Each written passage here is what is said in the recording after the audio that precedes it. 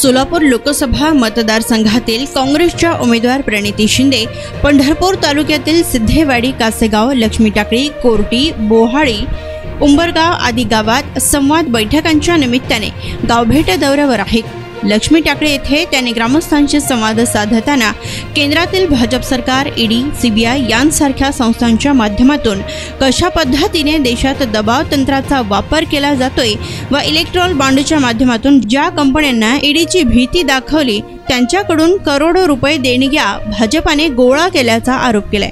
यावेळी शिवसेना ठाकरे गटाचे जिल्हाप्रमुख संभाजी शिंदे, काँग्रेसचे ज्येष्ठ नेते शिवाजी कांगुळे, बजरंग बागल, प्रतापसिंह राजपूत यांसह महाविकास आघाडीचे विविध पदाधिकारी, कार्यकर्ते व लक्ष्मी टाकळी परिसरातील ग्रामस्थ देखील उपस्थित होते। यावेळी काँग्रेस राष्ट्रवादीच्या काळात उजनीच्या पाण्यासंदर्भात मीटिंग व्हायची होती तेव्हा जिल्ह्यातील सर्व आमदारांना बोलवण्याची प्रथा होती। आता भाजपाकडून ती खंडित होतीये। मागच्या 10 वर्षात भाजपाचे दोन्ही खासदार सोलापूरसाठी काहीच करू शकलेले नाहीत, तर सध्याचे भाजपाचे उमेदवारही मुद्द्याचा काहीच बोलत नाहीत, मूळ मुद्द्यावरून भरकटवत आहेत असे यावेळी प्रणिती शिंदे यांनी म्हटलंय। सुरू आहे, तुम्ही गाव भेट दौरा देत आहात, या लढाईमध्ये सायकोलॉजिकल जनता तुमच्याशी किती टक्के कनेक्ट झाली असं वाटतं?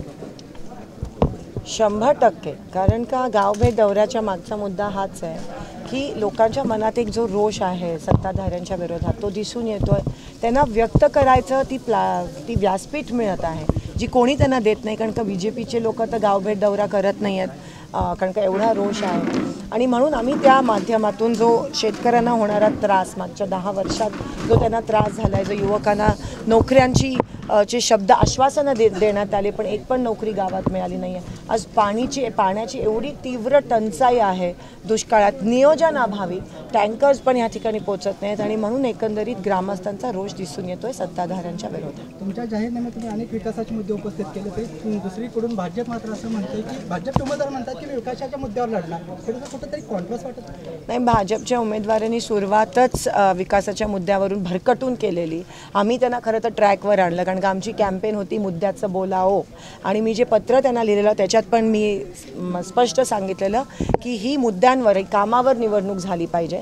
आणि त्यांची नेहमीची एक पद्धत असते की कामं झाली नाहीत ना 10 वर्षात, म्हणून ती कॅम्पेन भरकटून दुसरीकडे नेण्याचा त्यांचा नेहमी प्रयत्न असतो। तेढ निर्माण करण्याचे विषय असतील, मागचं काहीतरी उकरून काढण्याचे विषय, मुद्द्यावर ते कधीच बोलत नाहीत। आणि आत्ता पण तुम्ही बघा 10 वर्ष त्यांनी काहीच सोलापूर जिल्ह्यासाठी केलं नाही। त्यांचे 2 खासदार तुम्ही निवडून पाठवले, लोकांनी एवढा विश्वास दाखवला पण लोकांचा विश्वासघात केला, दुसरं काही भाजपनी मागच्या 10 वर्षात। सोलापूरच्या पाणी प्रश्नासाठी दुहेरी पाईपलाईनसाठी कायम आपण आग्रही राहिलेलं आहे, ते कामही आता प्रगतीपथावर आहे। परंतु सोलापूर जिल्ह्याला सातत्याने दुष्काळाच्या 2-3 वर्षातून झळा सहन करावा लागतात। आज पंढरपूरच्या नदीकाठच्या पिण्याचा पाण्याचा प्रश्न गंभीर झालेला आहे। पंढरपूर शहर असेल, सांगोला शहर असेल, यांचा जो जिथून पाणी पुरवठा होतो तो त्या बंधाऱ्याचा पाणी पुरवठ्याचा प्रश्न गंभीर आहे तिथल्या उपशाला, त्यामुळे या शहरांसाठी स्वतंत्र पाईपलाईन 100% कायमस्वरूपी पाण्याचा जो विषय आहे। आणि माझा दौरा ती मंगळवेढ्यातली जी 35 दुष्काळग्रस्त गाव आहे तिथून सुरू केला होता।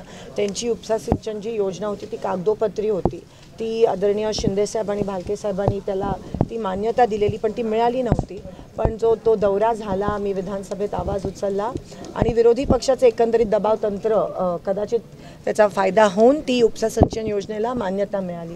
तसंच काल 4 तास लाईट, 2 तासच लाईट मिळत होते, आता ते 4 तास मिळायला लागले, 6 तास, 4 तासाचे 6 तास कालपासून झाले, कारण का आपण तो पाठपुरावा देखील केला। पण नक्की तुमचं बरोबर आहे की एक कायमस्वरूपी इथे पाण्याचा जो प्रश्न आहे तो मिटला पाहिजे, सुटला पाहिजे। आणि तीव्र उन्हाळा व्हायच्या आधी उजनीचं नियोजन पण त्या ठिकाणी नीट झालं पाहिजे। दर 3 महिन्याला उजनीचं जे आवर्तन आहे त्याची मीटिंग होत असते विधानसभेत किंवा मंत्रालयात, आणि सगळे जिल्ह्याचे जेवढे आमदार आहेत त्यांना आमंत्रित केलं जातं। ही प्रथा काँग्रेस राष्ट्रवादीच्या वेळेस होती, महाविकास आघाडीच्या वेळेस होती, पण आता ती खंडित पाडले बीजेपीने आणि ती प्रथा नाहीच आहे। आणि म्हणून त्या उजनीच्या मीटिंगला कोणालाही आमंत्रण दिलं जात नाही आणि म्हणून तुम्हाला आज नियोजनाभावी लोकांना पाणी मिळालं। मागील दोन्ही लोकसभा निवडणुकीमध्ये इथल्या स्थानिक लोकांनी केवळ स्थानिक भाजपच्या नेत्यांकडे, लोकप्रतिनिधींकडे पाहून भाजपला मतदान केलं होतं आणि त्यानंतर इथल्या निवडून गेलेल्या खासदारांनी दुर्लक्ष केलं अशी एक भावना आहे। तर आपण सर्वसामान्य 100% तो रोष दिसतोय। ज्यांना विश्वासाने मतदान केलं, ज्या लोकांनी लोकशाहीत लोकप्रतिनिधी लोकांकडून मतदान घेतो आणि मग त्याच लोकांचा अपमान ह्या पद्धतीत करत असेल तर त्याच्यापेक्षा मोठा पाप काय असू शकतो लोकशाही. सोलापुरात नरेंद्र मोदींनी त्यांचा घेऊन उमेदवार प्रणितीताई शिंदे आहेत आणि प्रश्न मात्र सुशीलकुमार शिंदे साहेबांना विचारले जातात. किंबहुना शिंदे साहेबांचं योगदान सोलापूर जिल्ह्याचा सिंहाचा वाटा आहे, तरी सुद्धा त्यांना प्रश्न उपस्थित केला जातो. याकडे आपण कसं वाटतं? मी त्यांना त्याच वेळेस म्हणाली, उमेदवार मी आहे, माझ्याशी लढा. पण ते कदाचित त्यांना काही पॉईंट्स मिळत नाही आहेत आणि कामच त्या लोकांनी केलं नाही आहे. ऑफकोर्स पूर्ण सोलापूरला माहिती आहे की शिंदेसाहेबांचा संघर्ष काय, शिंदेसाहेबांनी किती काम केलं आहे. साधी विमानसेवा पण हे लोक सुरू करू शकले नाही चिमणी पाडून. त्या गोष्टीची खंत वाटते. सत्ता त्यांची, पंतप्रधान त्यांचे, सगळे मंत्री त्यांचे, एवढे थाटामाटात सत्तेत आले पण एकसुद्धा सोलापूरसाठी काही देऊ शकले नाही. हे सोलापूरचं दुर्दैव आहे. ज्या लोकांनी विश्वासाने त्यांना मतदान केला त्या लोकांचा वापर करून आज जेव्हा त्या लोकांना त्यांची गरज आहे तेव्हा त्यांच्यासोबत मात्र उभे राहत नाही. गेल्या वेळेस वंचितचा फटका आपल्याला बसला होता उमेदवारीचा, यावेळेस वंचितने उमेदवारी दिली, आता एमआयएम देखील उमेदवारी देण्यात तयार आहे, कसं बघता येतं? ही लढाई जी आहे ती लोकशाही वाचवण्यासाठी लढाई आहे.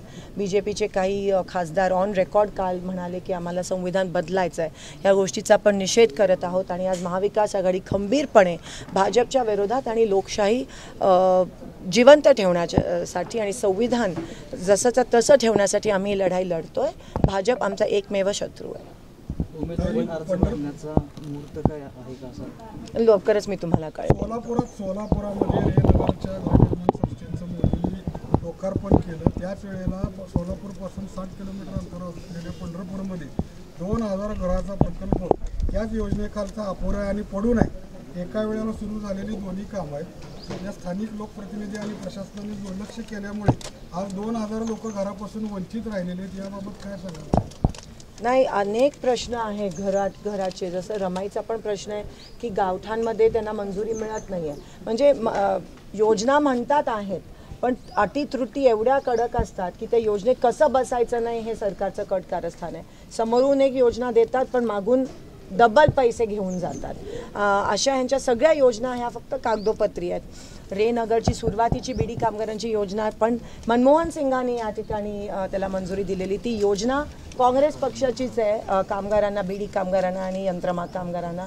आज मार्क्सवादी काँग्रेस पक्ष देखील आमच्यासोबत आहे. ह्याच्यापेक्षा मोठी पावती काय असू शकते महाविकास आघाडीसाठी? काय तुमचे विरोधी उमेदवार आहेत ते म्हणते 6 महिन्यात आम्ही विमान उड्डाण करू. 6 महिने झाले ना, अजून त्यांचं विमान टेक ऑफ लँडिंग होतच आहे. पण आश्वासन देणार आहे. प्रधान आवास योजना आहे तिथं लाभार्थी मिळत नाही. पंतप्रधान आवास योजना आहे त्याला अजून लाभार्थी मिळत नाहीत. रखडलेली आहे. लाभार्थी खूप आहेत पण त्यांना ती योजना लागू होत नाही. Welcome to doctor Asadullah Khan English medium school and junior college, जहां हम बनाते हैं मजबूत बुनियादें और संवारते हैं बच्चों का मुस्तकबिल। 10 एकड़ के विशाल कैंपस के साथ ये स्कूल सोलापुर के सबसे बड़े स्कूलों में से एक है। यहाँ natural football ground, volleyball court, basketball courts और बच्चों के लिए एक चिल्ड्रंस प्ले पार्क है। क्वालिफाइड टीचर्स के साथ साथ डिजिटल क्लासरूम्स भी है। बच्चों के ऑलराउंड डेवलपमेंट के लिए इंडोर स्पोर्ट्स अरेना, जिसमें टेबल टेनिस, चेस और कैरम बोर्ड जैसे गेम्स है। राइफल शूटिंग और आर्चरी की भी फैसिलिटीज तैयार की जा रही है। आत्मविश्वास बढ़ाने और आत्मरक्षा सीखने के लिए लड़कियों और सभी स्टूडेंट्स के लिए टेक्वांडो एंड कराटे सेशंस रखे जाते हैं। साल भर 100 से ज़्यादा मज़ेदार एक्टिविटीज़ करवाई जाती है, जिनमें कम्युनिटी हेल्पर्स डे, अजान और कीरत कंपटीशन, वेजिटेबल मार्केट डे, वुजू डे, सलाह day, maths quiz, annual sports day और फूड फेस्टिवल जैसे कार्यक्रम शामिल हैं। बस फैसिलिटीज शहर के हर कोने से अवेलेबल है। अपने बच्चे की ओवरऑल डेवलपमेंट और बेहतर फ्यूचर के लिए आज ही एनरोल कीजिए doctor Asadullah Khan English medium school and junior college में।